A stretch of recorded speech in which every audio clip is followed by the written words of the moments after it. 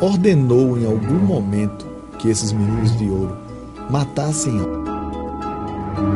bandido bom é bandido morto? O senhor comandou Mão Branca, doutor Maurício? O senhor em algum momento torturou? Existe um defensor do direito humano, isso aí eu não tenho dúvida.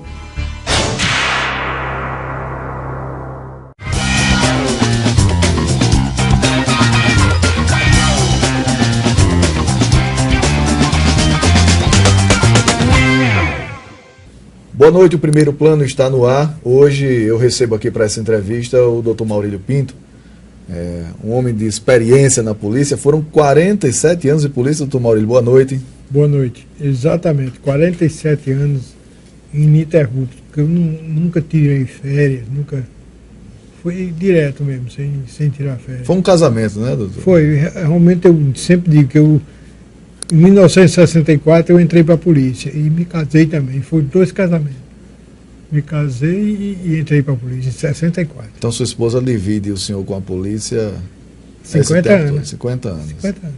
Doutor Maurílio, o sistema de segurança pública ele mudou muito. Na época que o senhor começou a trabalhar na segurança pública do Estado, era uma polícia com pouca estrutura, né?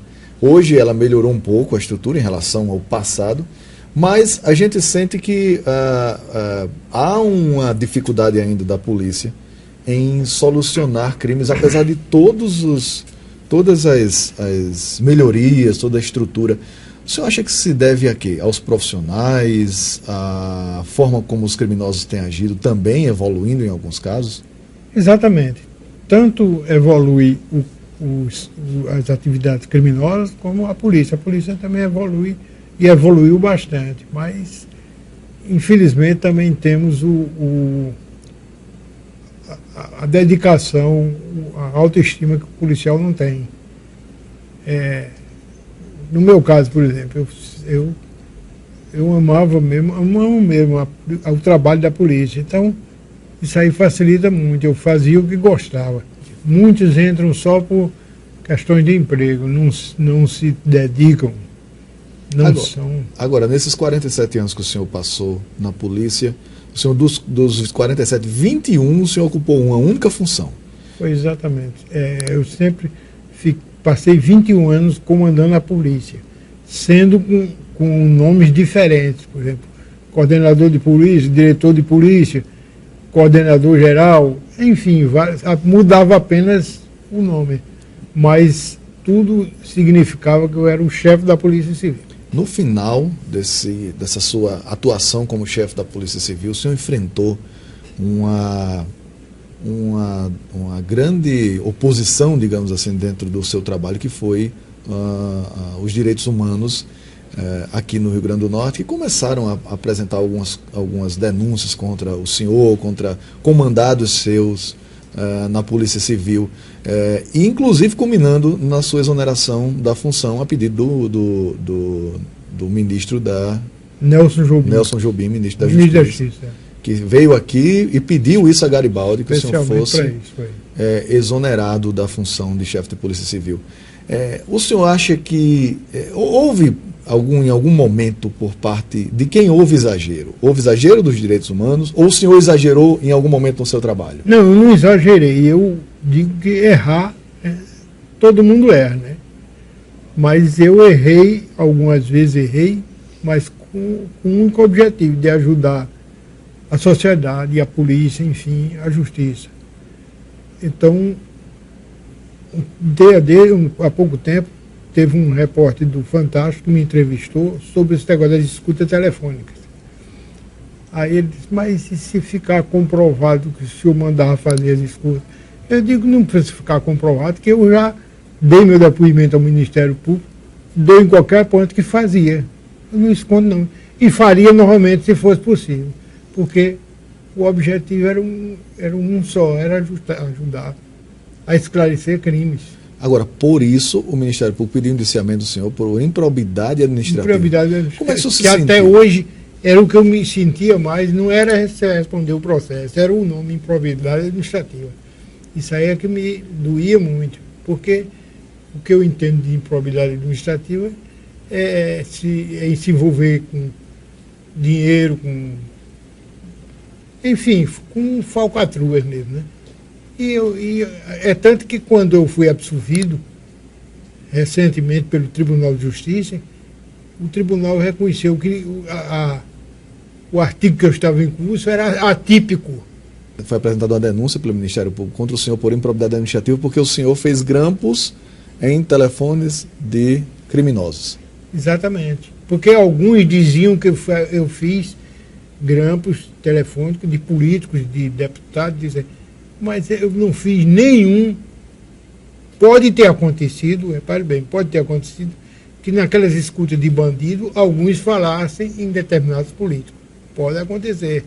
Não que fosse grampeado, interceptado o telefone de algum político. Não foi de nenhum, foi dos bandidos. Agora, se os bandidos falavam em algum político, é problema deles. Os direitos humanos, né, nesse processo de tentar tirá-lo da Delegacia Geral de Polícia, do comando da Polícia Civil, criou, naquele momento, um apelido para o grupo que o senhor comandava, que eram os Meninos de Ouro, né, de Maurílio Pinto. Isso era bem claro, bem especificado. É tanto que o pessoal de Direitos Humanos, quando fez uma carta para o governador do estado do Meire, pedindo para que fosse caçada uma encomenda que me deram lá de xerife, que eu não fiz nada por merecer aquilo. Foi uma cortesia da polícia americana, porque eu não pratiquei nada que merecesse aquilo. Mas eles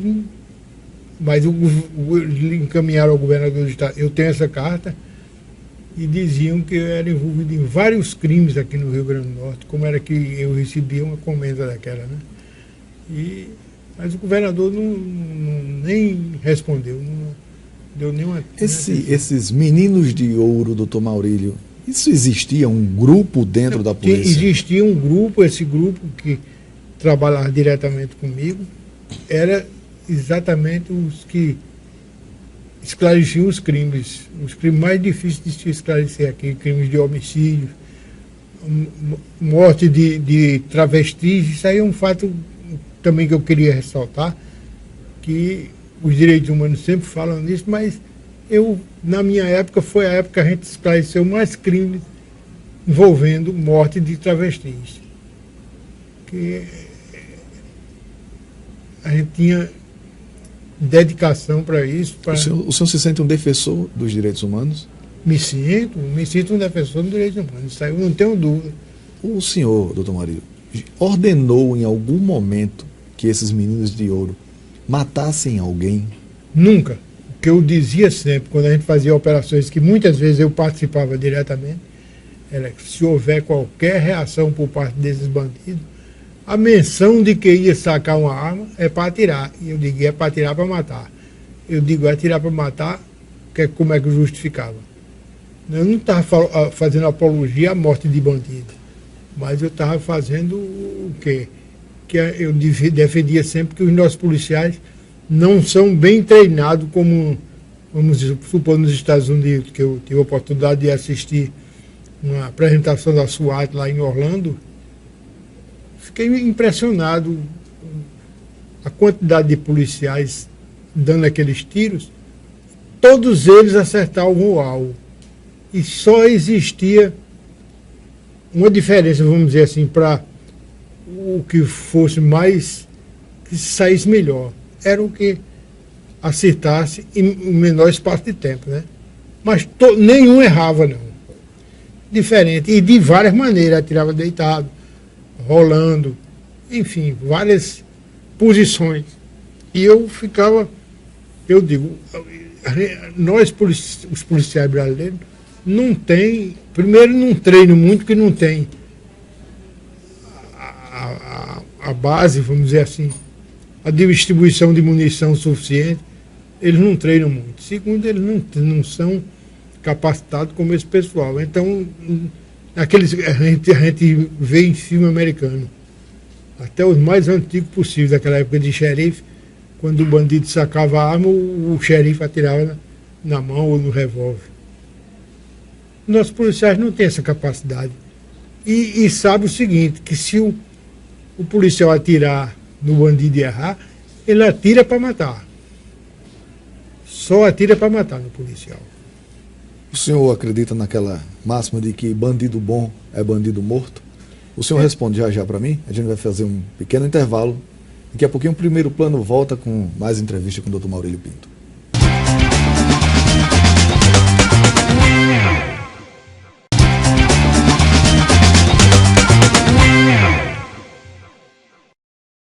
Então, doutor Maurílio, estamos de volta. Bandido bom é bandido morto? Isso é uma frase do delegado Sivuca lá do Rio de Janeiro, que eu até conheço. Há pouco tempo teve um delegado do Rio, eu perguntei por ele. Mas a verdade é essa, o bandido bom é um bandido morto.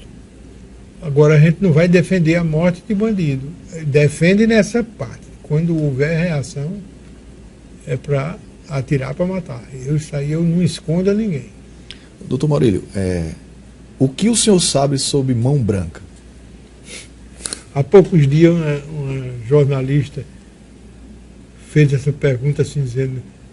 O senhor comandou mão branca, doutor Maurílio? De jeito nenhum. Aí dizia assim, doutor Maurílio, ajuda uma jovem repórter a descobrir que é o mão branca. Aí eu disse, olha, eu não posso saber que era o mão branca, apesar de, na época, faziam acusações de que eu comandava esse grupo de mão branca. É tanto que eles... Eu não vou adiantar um negócio aí, mas futuramente eu vou ter que dizer, mas eu disse à repórter, eu disse, olha, eu vou lhe dar uma pista quem você deve procurar.